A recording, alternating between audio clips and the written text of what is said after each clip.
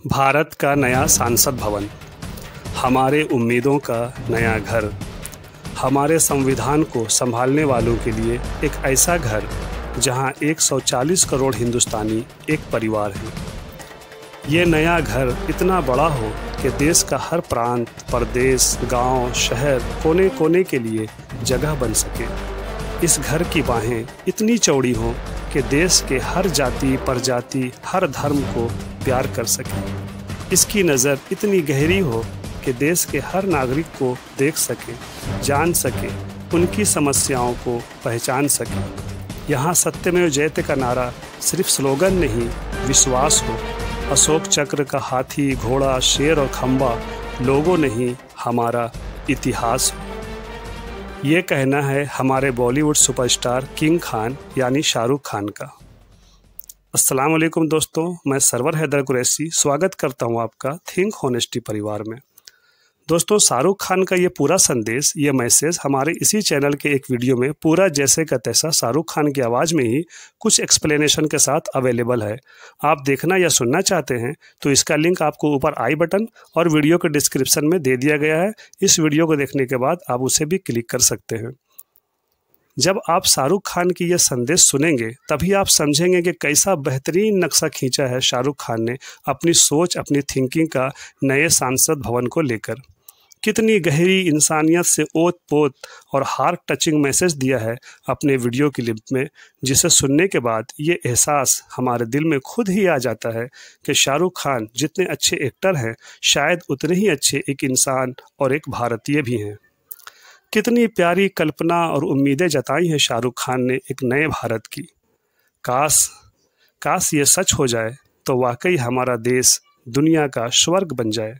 सही मायनों में राम राज्य यही है, इस्लामी कानून की शरीयत भी यही है और इंसानियत की सही परिभाषा भी इसी में है। लेकिन सवाल ये है कि क्या ये पॉसिबल भी है? आपका जवाब शायद ना में हो, लेकिन मैं आपको बता दूं दोस्तों कि ये बिल्कुल हो सकता है। थोड़ा मुश्किल ज़रूर है, लेकिन ढंग से कोशिश की जाए तो टाइम लगेगा पर 100% पॉसिबल होगा। बशर्ते ये पॉलिटिशियंस, ये नेता लोग ऐसा होने देना चाहें तो। अपनी स्वार्थ की रोटी नफ़रत की आग लगाकर ना सेकें तो पूरे देश को वाकई एक परिवार बनाया जा सकता है। शाहरुख खान, अक्षय कुमार और हम जैसे ना जाने कितने दिलों की जो चाहत है, जो हसरत है इस देश को एक घर और समस्त देशवासियों को एक परिवार बनाने की, वो ज़रूर पूरा किया जा सकता है। लेकिन अभी तक ऐसा कोई आसार नहीं दिख रहा है। देखिए ना दोस्तों, मात्र 2 किलोमीटर के दूरी के अंदर ही एक ही दिन, एक ही समय पे, जहां एक तरफ देश के पीएम नरेंद्र मोदी जी नए संसद भवन का बहुत ही शानो शौकत से उद्घाटन कर रहे थे, खुशियों की जय जयकार थी वहां, तो दूसरी तरफ हमारे देश के अनमोल खिलाड़ी, इंटरनेशनल लेवल के ओलंपिक मेडलिस्ट पहलवानों का आशियाना उजाड़ा जा रहा था, जो फिलहाल उन्होंने अपनी मांग को लेकर धरना देने की जगह बना रखी थी। और उन खिलाड़ियों के साथ ऐसा हुआ जिन्होंने कई बार देश का नाम रोशन किया, पूरी दुनिया में देश के झंडे को गौरवान्वित किया। उनके साथ कितना बुरा सलूक किया जा रहा था, जैसे वो कोई आतंकवादी, कोई देशद्रोही, कोई उठाईगीर हो। दिल्ली पुलिस का ये आरोप है कि पहलवान बैरिकेडिंग तोड़कर न्यू संसद भवन की तरफ जाने का प्रयास कर रहे थे, लेकिन पहलवानों ने इसका खंडन किया। खैर, मामला जो भी हो, लेकिन क्या देश के अपने ही खिलाड़ी पहलवानों के साथ दिल्ली पुलिस का ये वहशियाना कार्रवाई सही है? ये अपने आप में एक बड़ा सवाल है। क्या इसका कोई और रास्ता नहीं था? कुछ लोग इन सब मुद्दों पर सरकार को गलत बता रहे हैं, तो कुछ तबका ऐसा भी है जो पहलवानों को गलत साबित करने पे लगा है। बल्कि इन खिलाड़ियों पहलवानों को कांग्रेस का पालतू भी कहने से नहीं हिचक रहे। वैसे भी वर्तमान सरकार की ये नीति और मनोस्थिति रही है कि जो इनके गले का हड्डी बने उसे बस पाकिस्तान या कांग्रेस से जोड़कर अपना पल्ला झाड़ लेने का।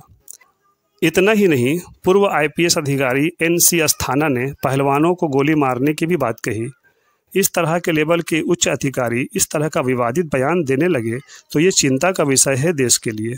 इस बयान पर पहलवान बजरंग पुनिया ने उन्हें जवाब में क्या कहा, ये आप इस स्क्रीन पर उनकी ट्विटर अकाउंट का ये ट्वीट देख सकते हैं। मैं आपसे पूछना चाहता हूँ, ज़रूर बताइएगा, क्या ये सही हो रहा है देश में? देश में इस तरह की आपत्तिजनक घटनाक्रम के बारे में आप क्या सोचते हैं? आपकी क्या राय है? आप पहलवानों के पक्ष में हैं या सरकार के, और क्यों? अपने ओपिनियन हमारे साथ कमेंट बॉक्स में ज़रूर शेयर करें। अच्छा लगा हो तो वीडियो को लाइक और चैनल को सब्सक्राइब कर लें। मिलते हैं एक अगले वीडियो में, तब तक रखें अपना ख्याल। अल्लाह हाफिज़।